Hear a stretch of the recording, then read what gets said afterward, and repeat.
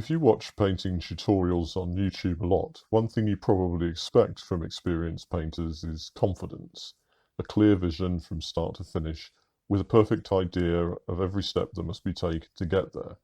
But this isn't that kind of video.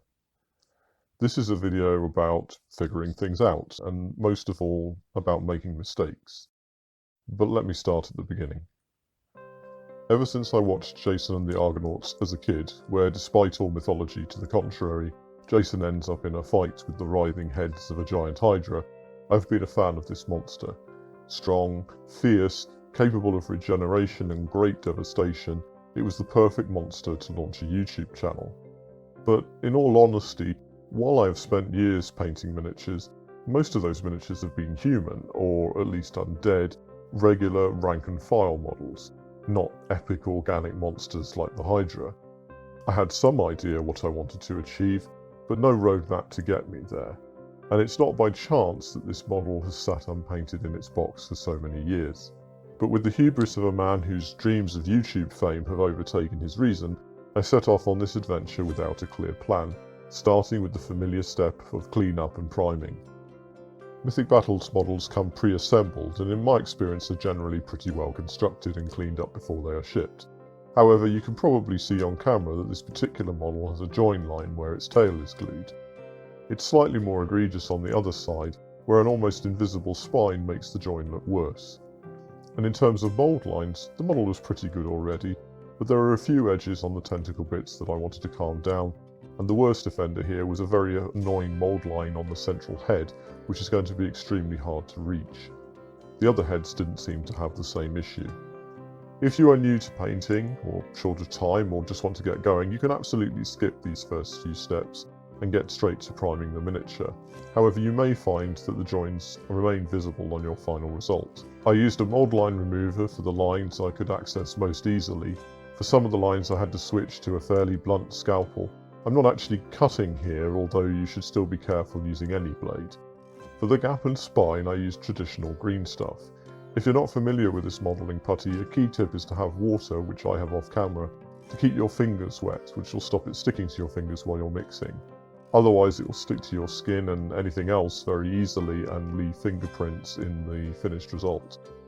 I made the mistake of doing the skin patch and texture before the spine. I would recommend doing this the other way around if you attempt this yourself. I only need a very small quantity, and we will be trying to smooth it into the detail that is already there to cover the seam. Again, using water to avoid or correct fingerprints. Try to smooth this as much as possible at the edge so that it blends with the existing skin, rather than creating another visible seam. With water you can get a surprisingly thin layer of green stuff. I then used this modelling scalpel to replicate the existing texture. This isn't difficult, as the original texture of the skin is really just criss-crossed lines anyway, but try to follow the direction of the lines on the model so that this new skin blends with what is already there. It may help to wet the scalpel to decrease its drag on the surface. I've ignored the gap where the tentacles emerge, as this seemed biologically natural to me and is hardly visible.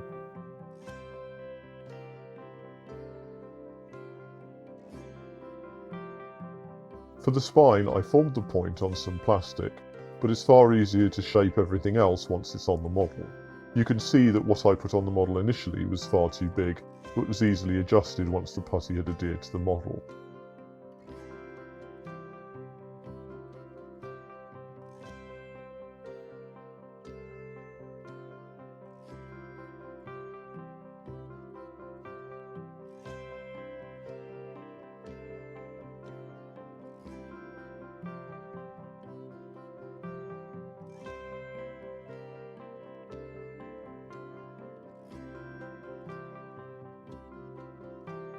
It's worth noting that the gap is still technically visible, but because I've made the spine more pronounced, it just looks like a natural shadow instead of a join, which is what I was aiming for.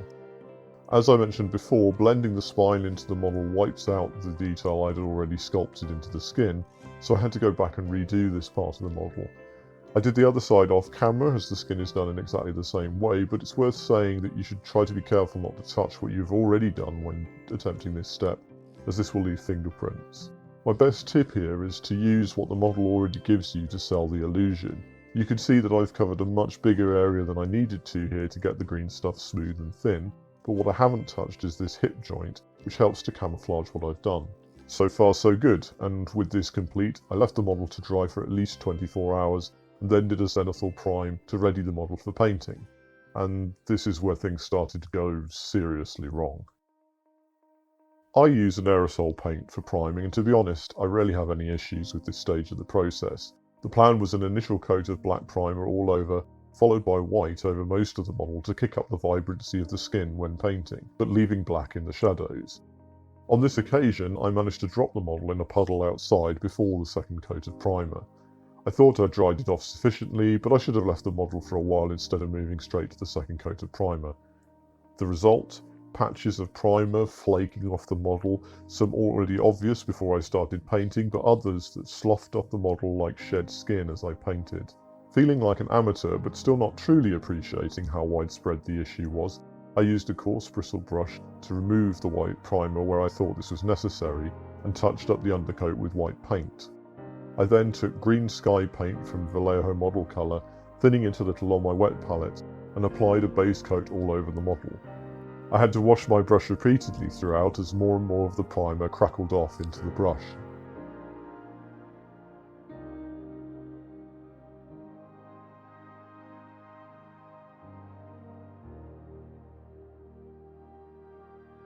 With the starting tone established on the Mini, I tried a wash of dark sea blue to cool the tone of the model down, but the wash really didn't accentuate the detail in the way I'd hoped, and I ended up removing it. I then decided to attempt to dry brush some lighter tones onto the belly and necks of the Hydra, and a darker tone above, but with scales as subtle as they are on this Hydra model, the rough dry brush technique left the model looking dirty and messy. Worse still, it made the primer issue worse. I should have predicted that the scuffing of the dry brush would have this effect, but I just didn't think until it was too late. I washed my brush, closed my palette, turned off the camera, and got ready to give up. I felt like I had to start again, maybe strip the model, and certainly I couldn't put this beast on the channel. Clearly, I had no idea what I was doing. If I hadn't had a clear goal, that of filming a scenario with the Hydra and soon, this is probably where the Hydra story would end. A beautiful miniature ruined by an incompetent painter, left in its box in shame for the rest of eternity. Back to Tartarus with you. I can't tell you how much I wanted to give up, any more than I can explain what made me pick up my brush and try again. But I did try again. When you're at the point of giving up, you have nothing to lose, so I started to experiment. I decided to try a wet blend. It's not a technique I'm particularly familiar or skilled with. On the few occasions I've used it in the past, it has always been on flat surfaces and never something as large as a Hydra. But there was nothing to lose in the attempt. I reapplied a thin coat of the base colour, and then keeping my paints nice and thin and wet, I applied deep sea blue towards the top of the miniature and the base coat of sky green towards the bottom, using the brush to blend these colours together on the miniature before they started to dry.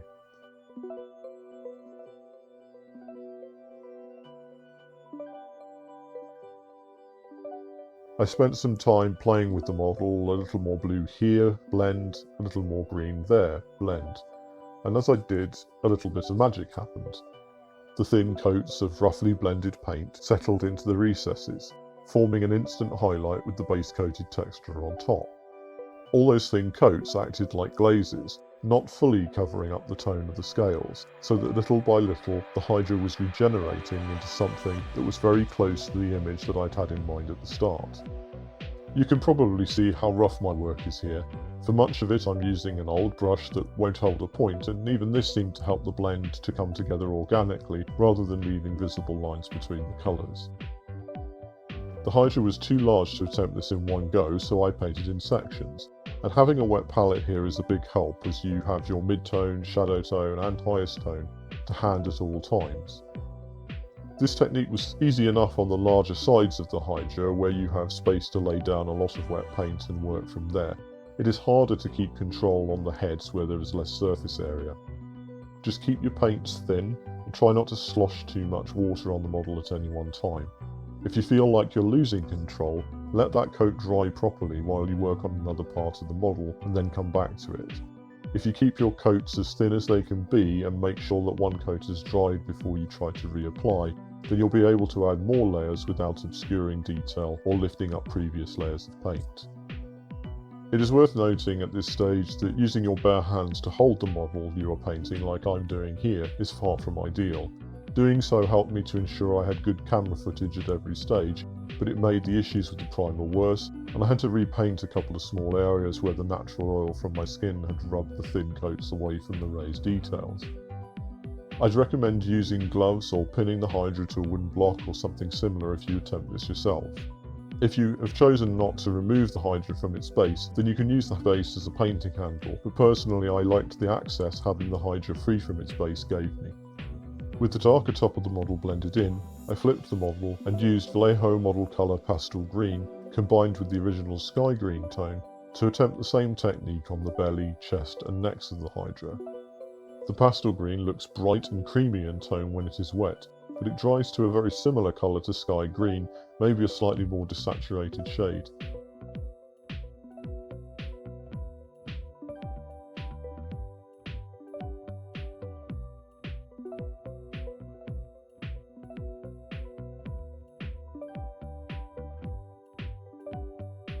With hindsight, I probably didn't need to be as careful with the blending at this stage, as once dried, this shift in tone is very subtle.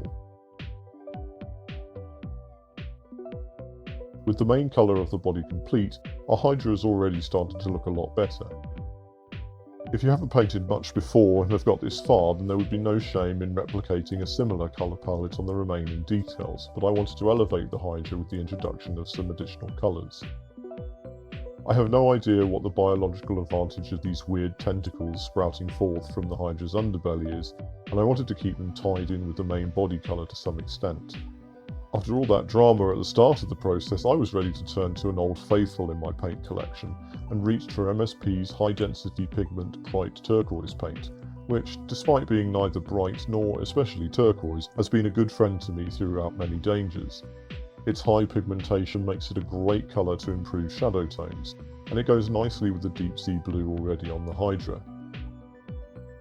I have thinned the paint quite a bit, and I'm still using a reasonably large brush so that I can move quickly if I need to. I start by applying this as a base coat across the full length of the tentacle. I then washed my brush and used the mid-tone from the Hydra's main body to blend around the point at which the tentacle emerges from the Hydra. It's a matter of personal preference, but I think this makes the tentacles look less like something stuck onto the Hydra and more like they are growing out of the same flesh that makes the body. As with all the blending we have done so far, if you find the paint starting to dry, it may be better to let it dry and try again than to lift layers of paint with the brush by persisting. Fortunately, the tentacles are quite small, and my large brush allowed me to achieve each blend very quickly. I didn't worry about blending the underside of the Hydra to quite the same extent, as this will be obscured by the base eventually. All this progress was really restoring my confidence, and I decided to try to take this a little further by adding a bright beige colour, in this case Panzer Ace's Highlight Flesh from Vallejo, but any bright beige or flesh tone would probably do just as well, into my turquoise to create a highlight colour, which I then attempted to blend in towards the tips of the tentacles. I didn't do a great job of getting this on camera, but the technique is the same as all the steps so far. I was keen to keep this highlight subtle, and while the change is very visible when the paint is wet, when dry, if I'm honest, it is hard to see this additional step. I know it's there, and I don't regret it, but if your initial turquoise coat is thin, you may find that the variation from the undercoat is sufficient to create a similar effect, or you may want to push your own highlights even brighter. Once done, there are a few places where I'd run onto the Hydra skin with the turquoise, or areas of the skin that I thought would be covered by tentacles weren't, so I took a moment to make some corrections. Again, this is where a wet palette is a worthy ally. I could select the tone that I felt would match the part of the skin that I was working on best, and carefully apply a thin coat close to the tentacles to fix my mistakes. It might take a couple of thin coats if the mistake is large, but for small areas this was sufficient. Throughout the remaining painting steps, there were moments where I returned to the original skin tones, either to fix mistakes or adjust the blends where I felt they were too stark. You can get away with this providing your coats remain very thin, so that the texture of the model doesn't become obscured. For the mouths of the Hydra, I wanted to stick to the blue-green palette we had used so far. Some of the Hydra mouths are shut, and of those that aren't, some have very clear tongues and others do not. I decided I wanted to go for a blue tongue effect, not unlike a blue tongue skink or something like that.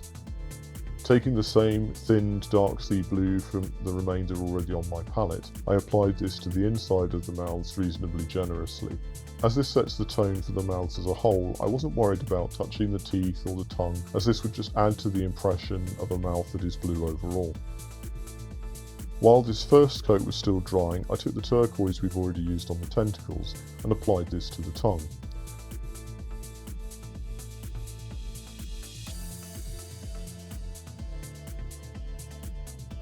I then added the highlighted turquoise and applied this to the tip of the tongue as well as a little bit along the visible edge.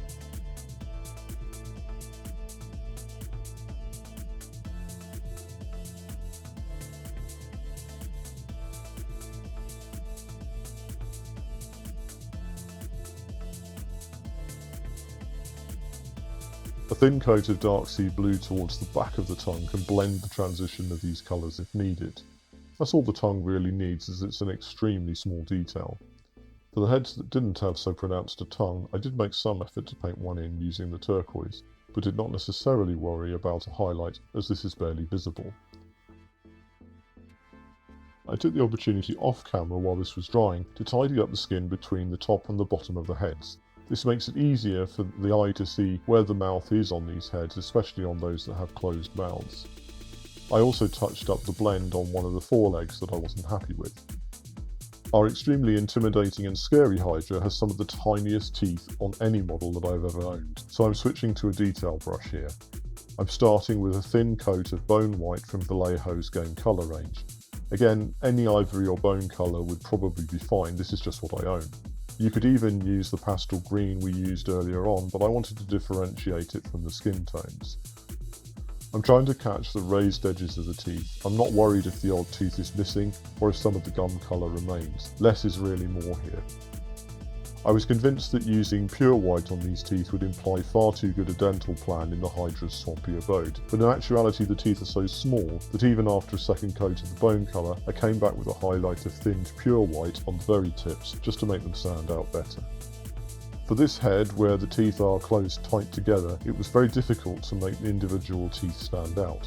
To improve this, I thinned some dark sea blue with plenty of water and let this seep in between the teeth. I then used a dry brush to wick out the excess wash. Full disclosure, I did some practice attempts on the underside of the fins where any mistakes would not be noticed to make sure I had the right colour combinations before attempting the main spine. Don't be afraid to try out a technique first if you are worried about ruining the progress you've already made, especially on a large model like the Hydra. If you're not lucky enough to be painting a model like the Hydra, which has an area that won't be visible when you finally place it on the base, you could always use a spare base or a model that you don't care about. My first step was really to avoid adding a warm wash so close to the Hydra's green skin. I took a little scale colour red leather and thinned it down before painting a line at the bottom of the spine where it meets the green skin tones. This would become a shade line in the end, but also acted as an undertone for future colours so that the spines appear darker towards the body and more vivid towards the spikes. It is worth taking your time and steadying your hands here to avoid having to correct mistakes. Once this had dried, I turned to one coat red from Warcolours. I chose this colour as it's a fairly opaque red, although still affected by the undertone we already completed, and also flows really well, but other reds would definitely work as well. This particular red tone combined very nicely with the red leather, and I painted this over the whole spine with the exception of the deepest recesses and the area closest to the spine, preserving a darker line. I kept this first coat relatively thin and came in with a second coat focused on the more pronounced areas of the spine to increase the opacity of the tone. I let this second coat dry thoroughly before taking the next step. Next I added a thin coat of pure Warcolours red and again covered less of the spine, this time focusing on the spines themselves and the very tips of the connective tissue between them. Keeping these next few coats thin allows it to feather naturally with the previous shades, rather than leaving a harsh line between each tone. Next I added a small quantity of one of my favourite paints, Fiery Orange from Vallejo Game Colour, to the red to create our next tone. Fiery orange is a really nice paint. When thinned a lot it is almost yellow in tone, but left thicker it is one of the most vivid orange paints you could ask for. This makes it a very adaptable paint to have at your disposal, especially when painting fire. I don't want the Hydra to look like she's on fire, so we want an orange kick here, but not too much more than that. Mixed with the much thinner Warcolours paint, we get the ideal consistency for our final highlight. You can see here that I kept the very tops of the spines, and also a thin line down the centre of the spines to about halfway. I also touched some of the tallest areas of the connective tissue, but only selectively. It's quite subtle, but you can always add a second coat as I did here to increase the punch to your liking. I ended up adding a final highlight of fiery orange with just a tiny bit of red added to the very tips and centre of the spines, but I didn't go beyond this. This is a mythical creature though, so if you wanted to go full fire you could push this further and even blend in some yellows. Here you can see the final effect of those incremental layers once they were thoroughly dry. I decided I wanted to add in a wash after all to ease the transition between the leather and the red further, as well as creating a shadow of the spines on the connective tissue, but you could absolutely stop here if you were worried about controlling a wash so close to the Hydra's skin. To do the wash, I thinned the red leather tone we started with until it was almost translucent, and added this to one side of each spine and over the transition between the original leather line and the first red coat. This won't cover anything, but helps to merge the two colours closer together. You could also let this dry and apply further coats to increase the shade if needed, so it's best to start with a weaker wash if you are unsure. It is also important that your brush not be too waterlogged with the wash when you apply it to the model, or you risk flooding areas and losing control. I applied this wash all over some of the smaller spines where the gradual transition between coats had been more difficult to achieve, and this really helped the final effect. With my second coat I pushed the wash downwards towards the darker tone to help blend the wash in with the colours that were already there and avoid water lines. Here is the result once the wash had dried. Again, it's a subtle change, but smooths out the rough transitions and adds extra contrast. I did the rest of the spine, which extends subtly up all 5 necks, so enjoy that, fins and tail off camera, but I used exactly the same technique. In the case of the fins and tail, I had to play about with the transition from green to red, as there isn't so obvious a line between these areas. But again, having the original green tones on the wet palette allowed me to experiment with thin coats until I was happy. Our Hydra is nearly ready to be returned to her base, but we have a few final details to cover. If you don't feel that you're any good at painting eyes, you probably will be after painting 10 of them. Yes, you can absolutely put shade in the eye sockets or just leave the eyes unpainted, but if you never practice painting eyes, you'll never feel confident at it. It's just one of those things. On a front-facing pair of eyes, you would be worrying about the eyes looking like they are pointing in different directions. But the Hydra's eyes are side-facing, meaning that you will never see 2 on any one head at the same time. I also prefer to think that each head is an independent entity, so I didn't worry if the heads were glancing in different directions compared to each other. I'm using golden yellow from Coat d'Arms here. It's not the most opaque paint, but it has good flow, and I'm not looking for the eyes to be particularly bright. You definitely don't need to seek out this particular paint. Select a yellow from your own collection, and ideally one that you understand the properties of, so that you can adapt the amount that you use accordingly. Twist the brush away from the paint along your palette to create a nice point on your brush. This is one step where having a small brush with a good point is a real advantage. I'm doing this at a rather unnatural angle here for the camera. It may help to brace your hand on the model depending on the position you find comfortable, so that your movements are steady. I ended up applying a second coat of the yellow as it is very translucent until the eyeball was well defined. This step complete and the eyeball having dried, I'm using game colour black, although any black would work fine, to paint the pupil. I'm trying to paint a vertical line this time rather than a dot, and stop short at the bottom of the eyeball. I could have gone super thin here for the classic narrow pupil of a serpent, but that wasn't my personal choice for this model. Sometimes it is better to accept that you will have to touch up the result and not get frustrated if it isn't perfect first time. My first attempt wasn't too bad, but you can see here that some of the eyes feel a little large, or have overspilled the recess and just need some tidying up. As we still have our skin tone on the wet palette, this won't be too difficult to achieve. First, we take a small brush and apply a thin line of dark sea blue around the eyes where necessary. This narrows the eyes and leaves them looking less goggly and more purposeful. This can look like eyeliner, particularly if you go in too heavy, but just go back with the mid-tone afterwards, like I am with this second eye, if you need to break up the darker line with a shade that matches the head.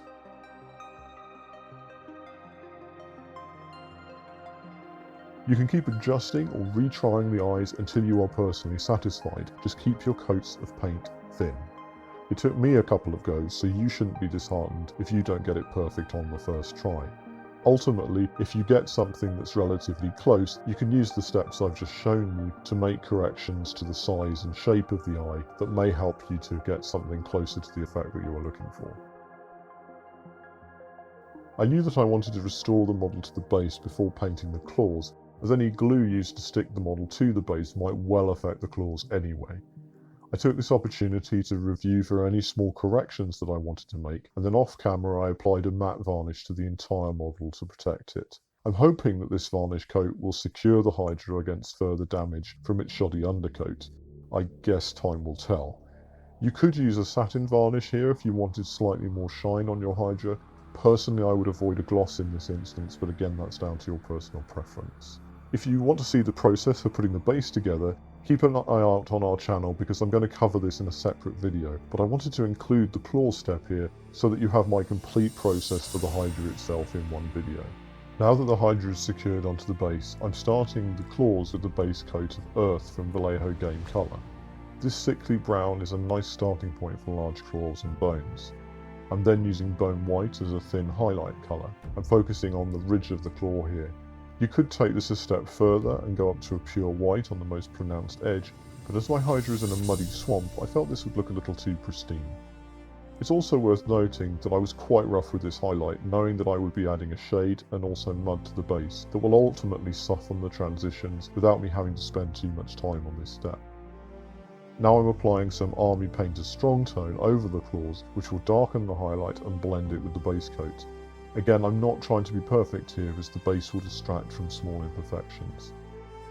With that, our Hydra is complete, and here you can see her with the finished base. As I painted this model, I found myself wondering about the life of my Hydra.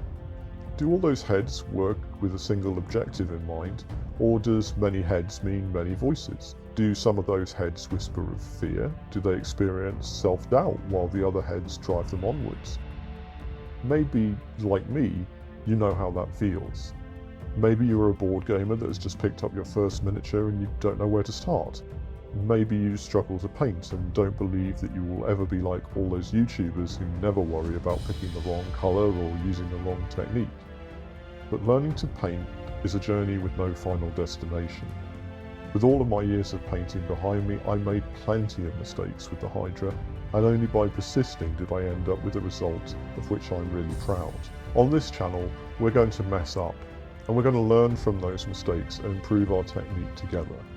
If that seems like a place you might want to stay a bit longer, please subscribe, as there are more painting videos coming. I hope you'll be inspired and benefit from my tips and tricks, but most of all, I hope that you're encouraged to get out your paintbrush and not be dissuaded if you make a few mistakes or if the result isn't quite what you imagined at the start.